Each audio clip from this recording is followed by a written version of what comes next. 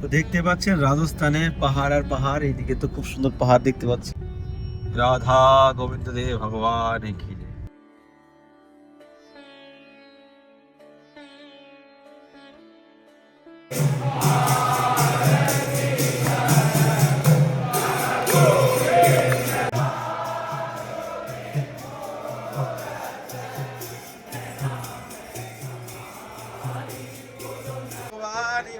জয়। তো ফাইনালি আমরা চলে আসলাম গোপীনাথ থেকে দর্শন করতে। খুব সুন্দর, এই দেখুন হাওয়া মেল, এখানে এত সুন্দর লাগছে, ঝলমল করছে।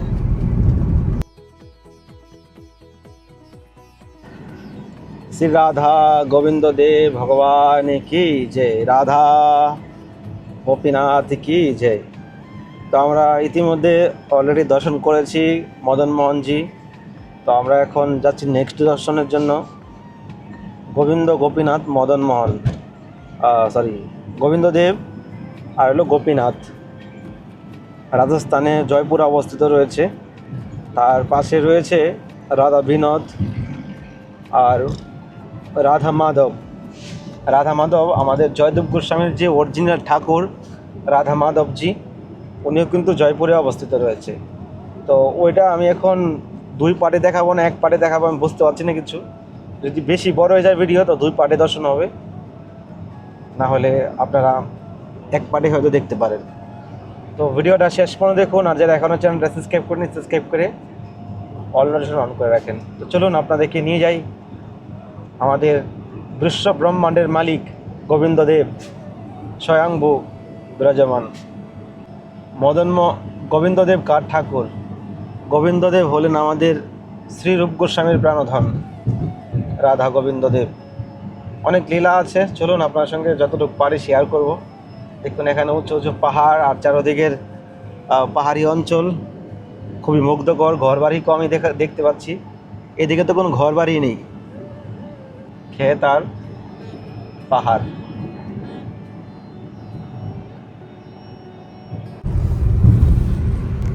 রাধা গোবিন্দ দেব কি জয়। কত বড় ব্রিজ, চারদিক থেকে মেঘগুলো যেমন নিচে নেমে আসছে, এত সুন্দর লাগছে, ঝলমল করছে।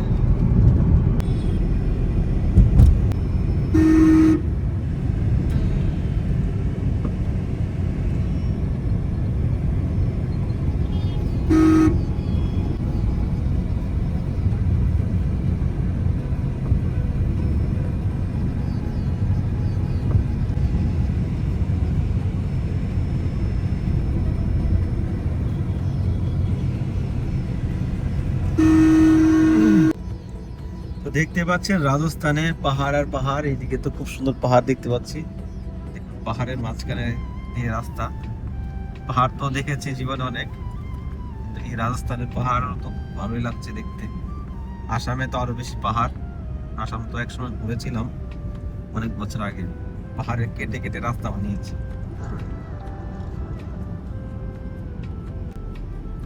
পাহাড়ের মাঝখানে রাস্তা, এদিকে তো বড় পাহাড়,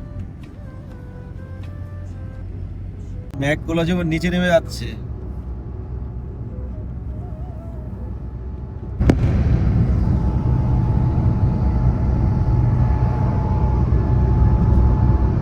রাধে শ্যাম।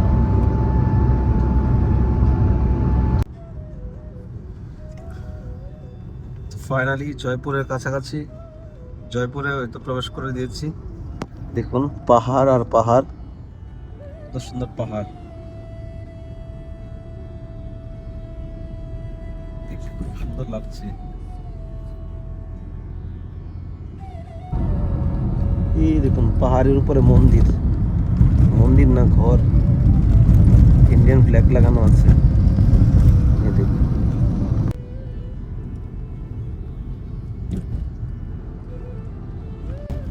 আরে বাপরে, আঁকা বাঁকা সিঁড়ি এদিকে উপরে ওঠার জন্য, দম বেড়ে যাবে উপরে উঠতে গেলে। এই দেখুন সিঁড়িগুলো। তখন আমরা পাহাড়ের ভিতরে রাস্তাটাতে ঢুকছি এখন। ওয়াও।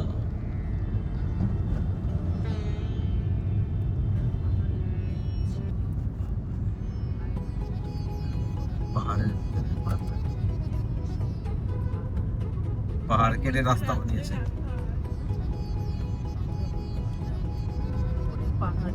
পাহাড় কেটে রাস্তা বানিয়েছে। আসামে তো খুব দেখা যায়।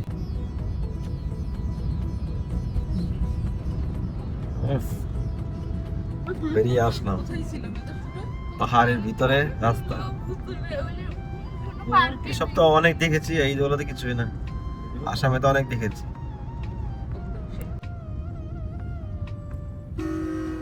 তো ফাইনালি আমরা এখন রাজস্থানের সিটি জয়পুরে অবস্থিত রয়েছি। আর জয়পুরে রয়েছে গোবিন্দদেব। আমরা কিছুক্ষণের মধ্যে পৌঁছে যাবো মন্দিরে। তো মন্দির এখন হয়তো বন্ধ, পৌঁছাতে পৌঁছাতে খুলে যাবে। চলুন আমরা গোবিন্দদেবের দর্শন করি। সাক্ষাৎ ভগবান গোবিন্দদেব বৃন্দাবনের ঠাকুর জয়পুরে বিরাজমান হয়েছে। তো সে অনেক হিস্ট্রি লীলা রয়েছে, আপনারা জানতে পারবেন। যতটুকু পারি আপনার সঙ্গে শেয়ার করার চেষ্টা করব। রাধা গোবিন্দদেব ভগবান কি। তো আমরা মন্দিরে প্রবেশ করছি কিছুক্ষণের মধ্যেই। সামনে রয়েছে হাওয়া মেহেল। হাওয়া মেহেল আমরা দেখতে পাবো কিছুক্ষণ পর। দিনের বেলা যতবার এসেছি রাজস্থানে জয়পুরে গোবিন্দদেবের দর্শনে, সবসময় রাত্রে বেলা এসে পৌঁছেছি। এবার ভাগ্য ভালো, আমরা দিনের বেলা এসে পৌঁছাতে পারলাম। পাশেই রয়েছে মন্দির, আমরা 5 মিনিটের মধ্যে পৌঁছে যাব। হাওয়া মেলও রয়েছে, হাওয়া মেল দেখাবো আপনাদেরকে এখান থেকে। রাজস্থান রাজাদের স্থান।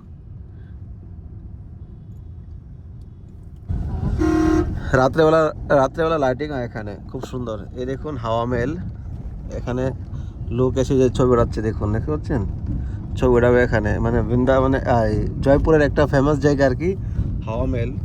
এর মধ্যে আমাদের গোবিন্দদেবকে দর্শন কয়জন করতে পারে? ভাগ্য থাকলে গোবিন্দদেবের দর্শন হয়। অনেকে তো খালি পিকনিক করতে, ঘুরতে ফিরতে এনজয় করে, কিন্তু ভগবানের দর্শন কজন করতে পারে? এটা হলো সব থেকে ভাবার বিষয়। তো খুব সুন্দর রাজস্থান শহর। রাজস্থান ভালো জায়গা, ঘোরার জন্য খুব সুন্দর জায়গা।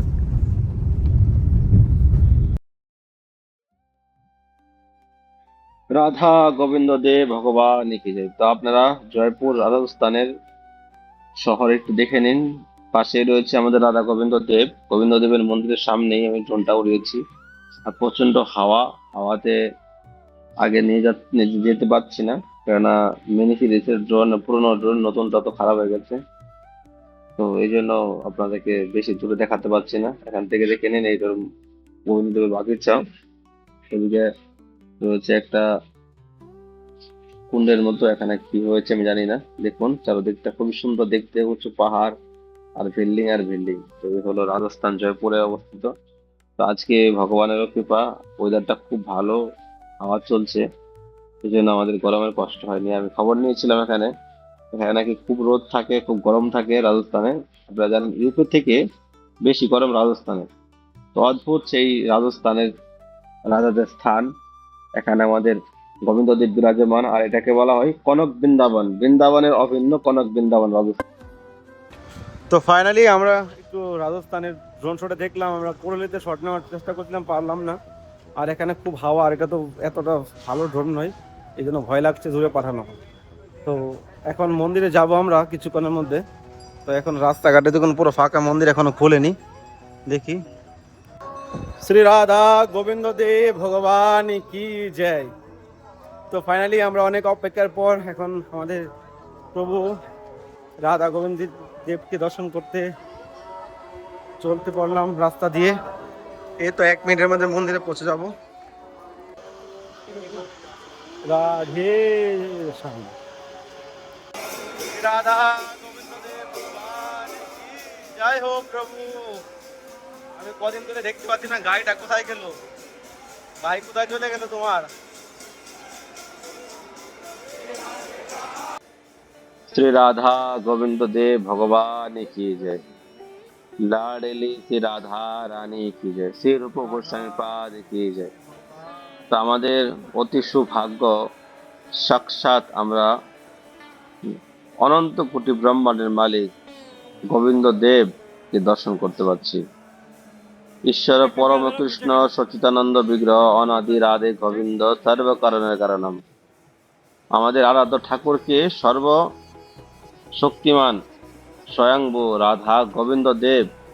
আমাদের বৃন্দাবনের সব থেকে প্রথম ঠাকুর হলো গোবিন্দ দেব। গোমাটিলা থেকে আমাদের শ্রীরূপ গোস্বামীপাদ উনি পেয়েছিলেন, ওনাকে স্বপ্ন দিয়েছিলেন সাক্ষাৎ ভগবান কৃষ্ণ। আর কৃষ্ণের পুত্র বজ্রনাথের মানে কৃষ্ণের নাতি, উনি 4 দেব বানিয়েছিলেন, তার মধ্যে গোবিন্দ দেব রয়েছে। সে দাপর কালের বিগ্রহ স্বয়ংভূ এখনো বিরাজমান। শ্রীরূপ গোস্বামীর লাডলি ঠাকুর যখন অরঞ্জিত বৃন্দাবনে হামলা করেছিলেন, তখন আমাদের গোবিন্দ দেব বৃন্দাবন ছেড়ে উনি চলে এসেছে রাধার কাছে জয়পুরে। এখানে সোনার সিংহাসন, সোনার চাঁদির সিংহাসন, সোনার বাসি, কুণ্ডল, রাজার হালে ভগবানের সেবা হয়। তো আমরা গিয়ে দেখতে পাচ্ছি প্রতিদিন ভগবানকে জল বিহার করে, এই জন্য এতটা ফুল বাংলা করেনি আজকে। আহা, এত সুন্দর, আর মুগ্ধ হয়ে গেলাম। সাক্ষাৎ ভগবান, মানে কি জ্যান্ত ঠাকুর, কথা বলা ঠাকুর। আপনি সাক্ষাৎ গোবিন্দ দেবকে দর্শন করছেন, আপনি কোনো বিগ্রহকে দেখছেন না, আপনি অনুভব করেন চোখ বন্ধ করে, আপনি অনুভব করেন কথা বলা ঠাকুর, যার কৃপাতে শ্রীরূপ গোস্বামীপাদকে রাধা দামোদরকে প্রকট করে দিয়েছিলেন। শ্রীরূপ গোস্বামীপাদ বৃন্দাবনে গোবিন্দ দেবের সেবা করতেন। চলুন আপনাদেরকে আর দেখাতে।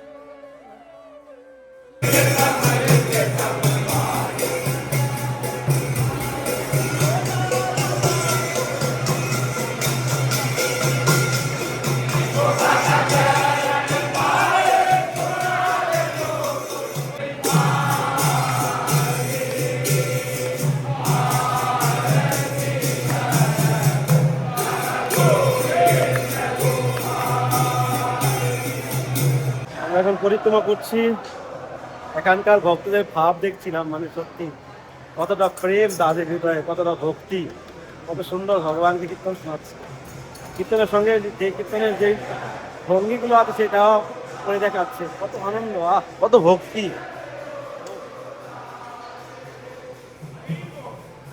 রাধা গোবিন্দ দেব ভগবান।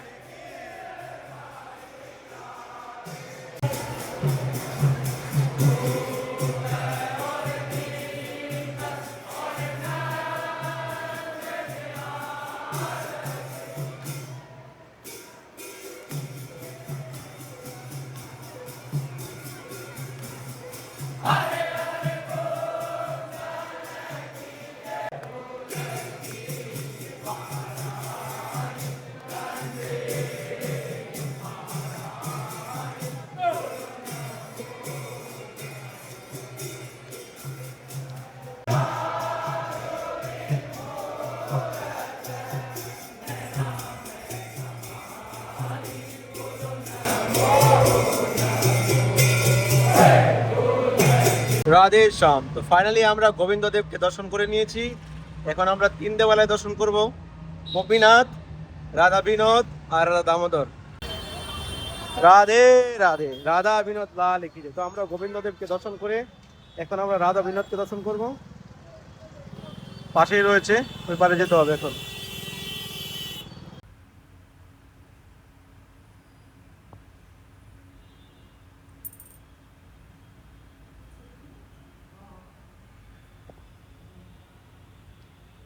রাধা বেনাদা, রাধা বেনাদা। এখন আমরা দর্শন করছি রাধা বিনোদ লোকনাথ গোস্বামী ঠাকুর। তিনি ভগবানকে বুকের মধ্যে ঝুলা বেঁধে উনি ঘুরে বেড়াতেন ব্রজের মণ্ডলে। অনেক সুন্দর লীলা, খুব সুন্দর লীলা। উফ, সত্যি অদ্ভুত দর্শন।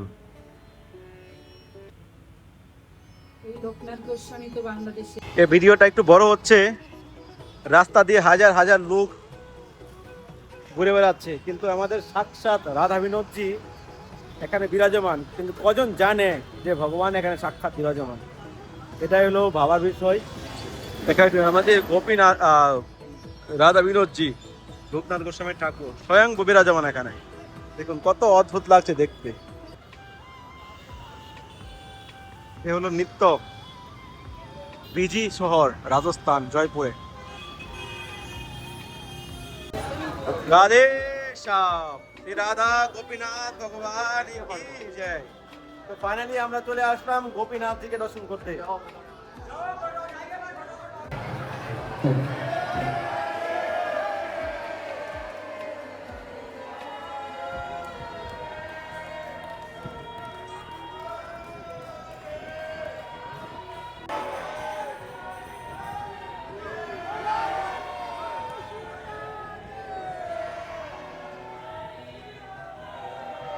আপনাদের অশেষ কৃপা, দর্শন তো প্রথম এক নজর হলো, এখন আবার মন্দির দর্শন খুলেছে। তো আমরা এই মুহূর্তে দর্শন করতে পারছি রাধা গোপীনাথজি। গোপীনাথ তো আরো সাক্ষাৎ কথা বলা ঠাকুর, প্রাণ আছে ভগবানের মধ্যে।